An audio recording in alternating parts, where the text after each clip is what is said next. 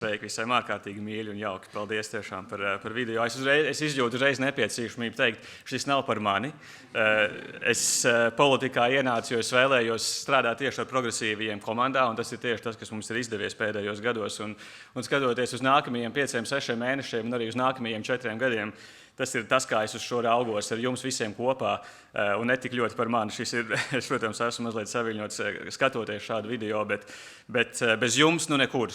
Un tas, es domāju, ir pats svarīgākais, ko es patiesībā vēlētos uzsvērt un arī šajā runā iezīmēt. Es uzreiz arī vēlos teikt, man sanāca mazliet gara runa, es īsti nezinu, kāpēc. Man parasti nav tā, ka es vēlos rakstīt tāds īpaši garas runas, es vēlos pateikt to svarīgāko un to vēstījumu nostiprināt, bet gatavojoties šodienai, tā runa sanāca mazliet gara, bet es centīšos pateikt to svarīgāko. Un varbūt pirms es ķeros klāt tam jautājumam par to, ko es vēlos pārstāvēt, kāda veida politiku es vēlos, lai progresīvie pārstāv turpmākajos 4 gados.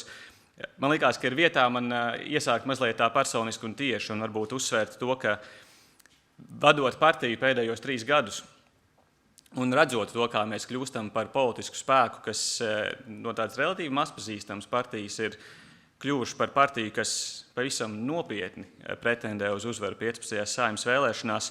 Man ir bijusi iespēja redzēt šo partijas attīstību, un pēdējās 2 nedēļās, kopš partija lēma mani virzīt un arī izvirzīja mani publiski par premjera amata kandidātu, man pirmo reizi tiešām cilvēki nāk uz ielas klāt, un viņi man nāk uz ielas klāt, lai izteiktu atbalstu. Un tas ir kaut kas tāds neordinārs, manuprāt, politiķiem.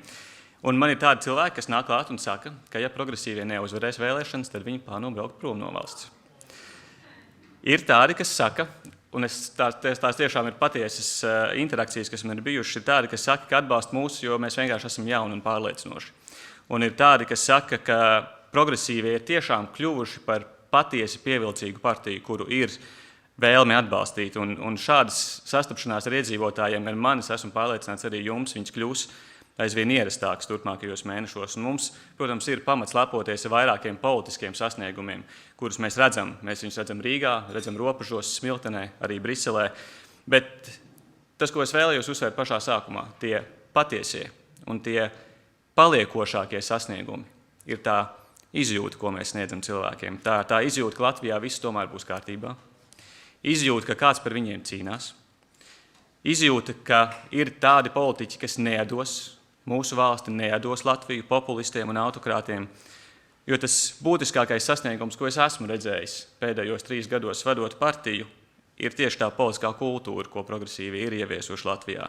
Tā ir bezbailība, tā ir principialitāte, tas ir ideālisms, tāds ideālisms, kas iet roku rokā ar cilvēcīgumu, ar gatavību vienoties par kompromisiem, ja tie galu galā ir sabiedrības interesēs. Tas, manuprāt, ir kaut kas īpašs, ko progresīvie tiešām ir sasnieguši, un kaut kas tāds, ko cilvēki, kas ikdienā varbūt nesako īpaši līdz politikai, kaut kas tāds, ko cilvēki jūt. Un tas, protams, ir pateicoties mums visiem. Uzņemoties partijas premjera amata kandidātu lomu, mans pienākums, protams, ir ne tikai nodefinēt vīziju Latvijas nākotnē. Mans pienākums arī ir diezgan skaidri pateikt, kas ir šīs vēlēšana likmes. Un tad, kad es runāju cilvēkiem, arī ar biedriem, tad viņiem arī diezgan skaidri gaiši un saku, šajās vēlēšanās rezultātos, ko mēs redzēsim 3. oktobrī, kompromisu nebūs. Politika ir kompromisu māksla, jā, bet rezultātos kompromisu nebūs. Ir tikai 2 iespējas 3. oktobrī. Viena ir koalīcija, kuras kodolā būs progresīvie, vai koalīcija, kuras premjers būs Ainārs Šlesers. Mūsu koalīcija būs eiropeiska, demokrātiska, tiesiska, rietumnieciska. Savukārt Šlesera koalīcija graus demokrātiju, viņa izsaimniekos sabiedriskos resursus. Šī būs koalīcija, kas vērsīsies pret sabiedriskajiem mēdījiem, pret pilsonisko sabiedrību, un mēs zinām, ka tā būs koalīcija, kas atkārtot centīsies denoncēt Stambulas konvenciju. Un progresīvie ir vienīgie, kas ir ļoti skaidri lēmuši nekādā gadījumā nesadarboties ar Aināru Šleseru. Un tāds pats lēmums šobrīd ir jāizdara arī citiem, jo mēs jau redzam, Šlesers zīmē savas ideālās koalīcijas. Īpaši apvienotajam sarakstam un Nacionālajai apvienībai ir ļoti skaidri un gaiši jāpasaka, ka viņi nesadarbosies ar Aināru Šleseru.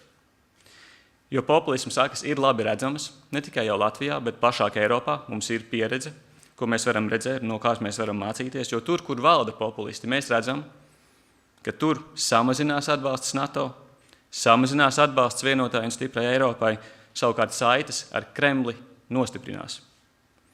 Un arī Latvija nav pasargāta no autokrātiem. Mēs neesam pasargāti no politiķiem, kuri izmanto ekonomisko spriedzi, kur Latvijas sabiedrība bijusi ilgāku laiku periodu, tiek izmantot šī ekonomiskā spriedze, lai grautu ticību Latvijas valstī. Tāpēc mūsu progresīvo piedāvājumam ir jāsniedz skaidrs un konkrētas atbildes gan par dzīves dārdzības mazināšanu, gan jautājumos par ekonomikas attīstību, jo tikai tāda politika, kas saprot izaicinājumus, ar kuriem saskarās Latvijas ģimenes, un tikai tāda politika, kas tiešām redz perspektīvu Latvijas uzņēmējdarbības attīstībai, spēs uzvarēt populismu, spēs uzvarēt Latvijas orbānistus un spēs uzvarēt Latvijā esošos Putina fanus. Tāpēc mazliet konkrētākā mana runas sadaļa par to, ko tad mēs piedāvāsim, kas būs tās politikas, ko es vēlos pārstāvēt turpmākajos 4 gados. Dzīves dārdzības mazināšanas programma būs ārkārtīgi izšķiroša mums, ārkārtīgi izšķiroša šajās vēlēšanās. Piemēram, mēs redzam, ka esošā atvieglojuma sistēma par apgādību esošām personām tā nesniedz atbalstu ģimenēm ar zemiem un vidējiem ienākumiem, un tieši tas ir tas, ko progresīvie vienmēr ir pārstāvējuši, ka valsts atbalstam ir jāpalīdz tām ģimenēm, kam ienākumi nav tik lieli, un jāmaina esošās sistēmas, lai viņas attiecīgi būtu šādā veidā progresīvas. Tāpēc atvieglojumi ir jāmaina uz lielākiem ģimenes valsts pabalstiem. Šis ir kaut kas tāds, ko Latvijas Banka jau patiesībā runājusi pēdējos 8 gadus, un progresīvi ir gatavi to darīt, jo mēs zinām, ka tas īpaši palīdzētu tām ģimenēm, kuras audzina, kur ir attiecīgi tikai viens vecāks ar bērniem. Tieši šīm ģimenēm mēs redzam, Latvijā ir būtisks nabadzības risks, un tieši šādi soļi būtu tie, kas viņām palīdzētu esošajā jau dzīves dārdzībā, kas potenciāli tikai pieaugs. Papildus, jau pirms 2 gadiem nodokļu reformas sarunās mēs rosinājām, ka minimālajai algai ir jāaug automātiski, vadoties no vidējās algas valstī. Ja ekonomika aug, tad mums ir jānodrošina, ka šī ieguvumi ir vienmērīgi. Tieši šī ir tā progresīvā sociāla demokrātiskā doma. Mēs vēlamies, lai mūsu ekonomika attīstās, bet mums ir tikpat svarīgi pārliecināties, ka ik viens jūt to, ka Latvijā izaugsme pastāv. Līdz ar to minimālā alga ir jāpiesaista vidējās algas līmenim vismaz 50% apmērā. Savukārt neapliekamajam minimumam ir jābūt vismaz 80% apmērā no minimālās algas. Tieši šādi risinājumi ir sistēmiski, tieši šādi risinājumi ir ilgtermiņa, tie nav populistiski risinājumi. Mēs varam nodrošināt, ka Latvijā veidojas politiska ekonomiska sistēma, kas nodrošina, ka jebkuras izaugsmes gadījumā ieguvumi būs vienmērīgi, ieguvumi būs automātiski.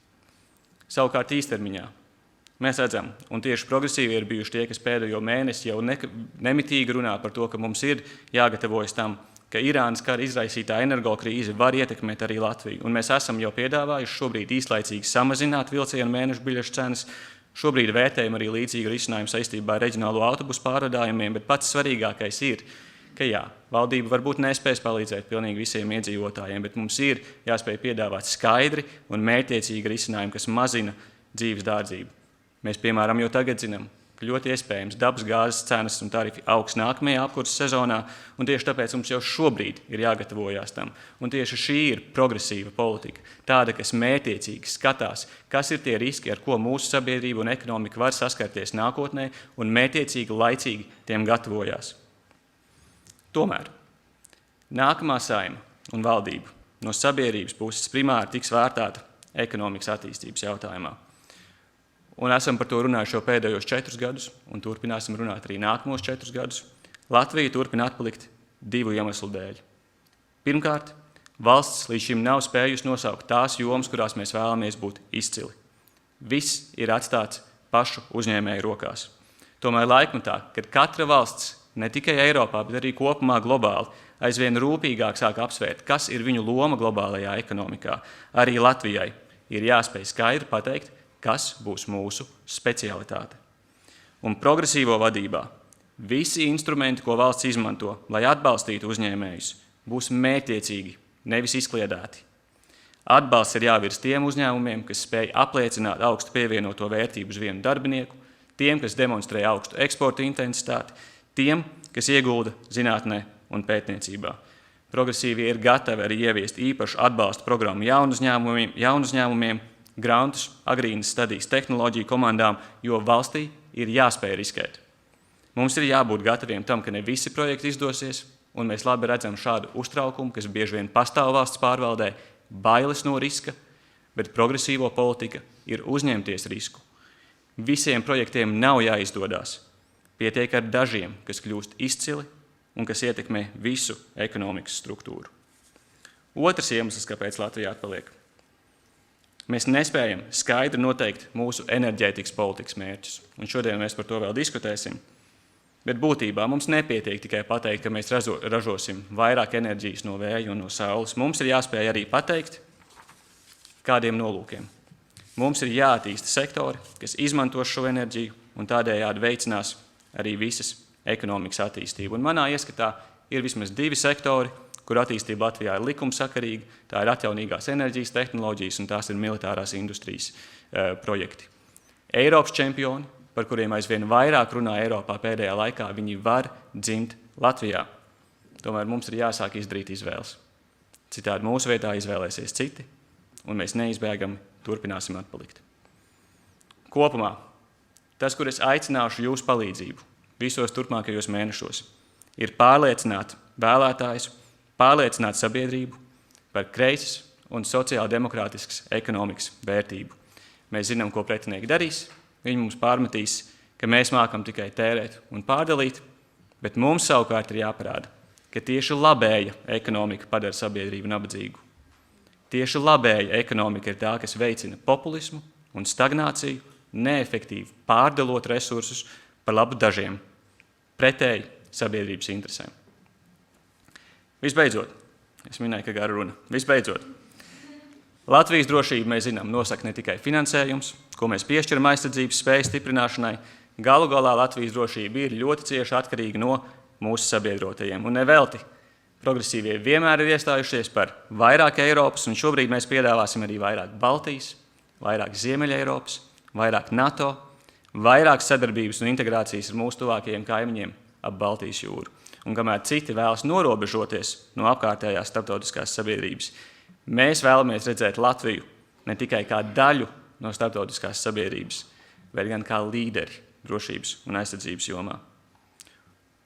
Kolēģi, biedri, viesi, ja pirms 4 gadiem mēs bijām tikai vēl iesācēji, kuriem neviens īsti neticēja, tad šobrīd mēs varam droši teikt, ka mēs esam otra populārākā partija valstī, par spīti tam, ka mēs strādājam nepopulārā valdībā. Vēlētāji izvēlas progresīvos, jo redz, ka mēs strādājam atklāti, profesionāli, ar rūpēm par sabiedrību un ar rūpēm par Latviju. Mēs neizmantojam deklaratīvus saukļus, mēs varam pierādīt, parādīt savus sasniegumus, ne tikai Stambulas konvenciju un partnerattiecību regulējumu, arī pozitīvi novērtēts nodokļu izmaiņas, virspēļņas nodokļu bankām, atbalsts cilvēkiem, kas slīkst parādu saistībās, 5% finansējuma aizsardzībai bez nodokļu palielināšanas, vienotu sabiedrisko mēdīju, Rail Baltica izmaksu samazināšanu, kokrūpnieku skandālu izgaismošanu. Es šādi varētu turpināt, un mēs turpināsim.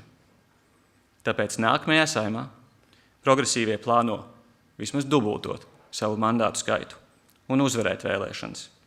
Mēs darīsim visu, lai nepieļautu Šlesera valdību un apliecināsim, ka patiesas komandas darbs un ticība modernai Latvijai ir mūsu panākumu pamats.